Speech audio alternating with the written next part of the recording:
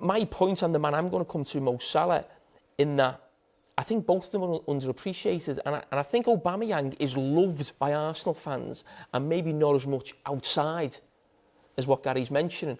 I actually think the man I'm going to talk about now, who's second on this list, Mo Salah, is probably, as Gary's mentioned, is seen as world-class outside. But with Liverpool fans, I think he's a little bit underappreciated.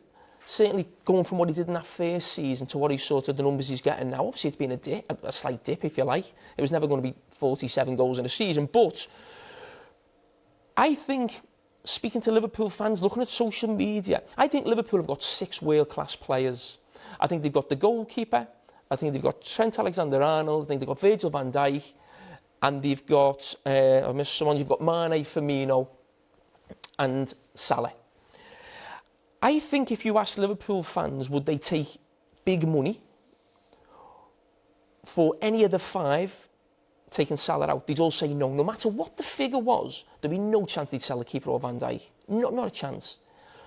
But they say, if someone offers 130 for Salah, would you take it? They say, yeah. Oh, think about it. Because, as I said, I think he's underappreciated and he can frustrate you as a player. When Mo Salah's in that position, all he's thinking is that.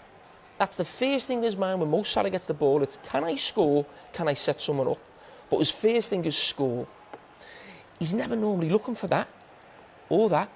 And at times, that's a frustration. But I then go back to, again, why it's the success of him.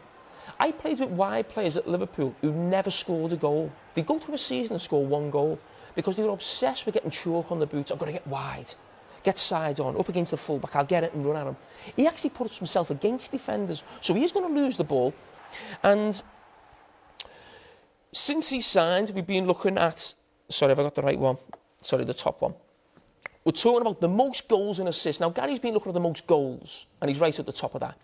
Salah gets a lot of assists. Only, look who's at the top of that list, Lionel Messi, at the top. Now, you look at those numbers, 24 assists, 68, 92 in total. The big thing I love about Mo Salah is as much as that. He's never injured. You see Liverpool play, he's there week in, week out. 97 appearances out of 102. So, if you go down that list, if you looked at minutes per goal, as we've just looked on the other one, some of them may be above Salah. But if I'm a manager, I want to know I've got a player who plays week in, week out, never misses, and delivers. And I spoke about the 5 or 6 world-class players Liverpool have. If you looked at Liverpool's front 3, and again said to Liverpool supporters, would you rather Mane go, Firmino or Salah? Everyone I speak to says Salah. But then you look at those numbers. There's talk of Liverpool, maybe it's a dream for Liverpool supporters, of Mbappe coming in. He'll leave Paris Saint-Germain at some stage. Liverpool at this moment are the best team in Europe, European champions. There's the deal with Nike, so is there a link there? Maybe that's not realistic. There's also the link with Sancho. That's probably is realistic for every top team in the Premier League.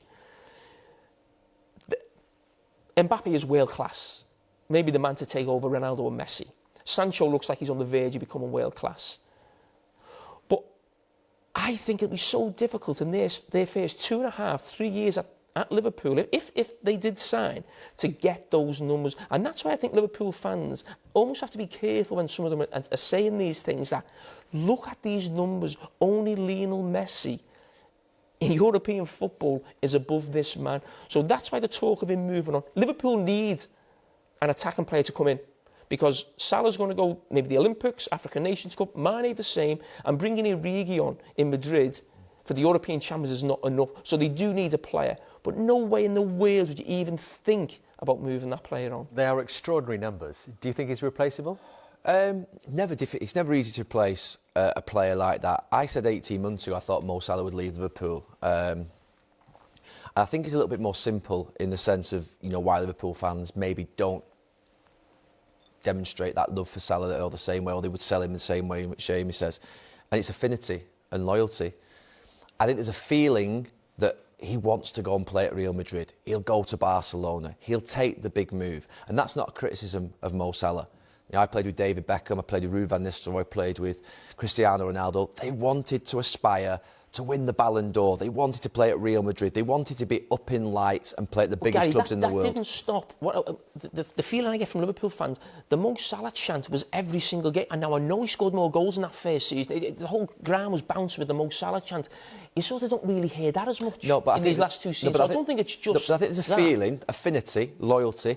Will he leave us? I think he could. I think he ultimately is using Liverpool potentially as a stepping stone for his career. He has aspirations to be there. I think that's... And Liverpool's... He's there now. No. Let's be honest. Real Madrid and Barcelona, for a lot of players, are the pinnacle. Let's be clear. Would you understand if he was tempted away?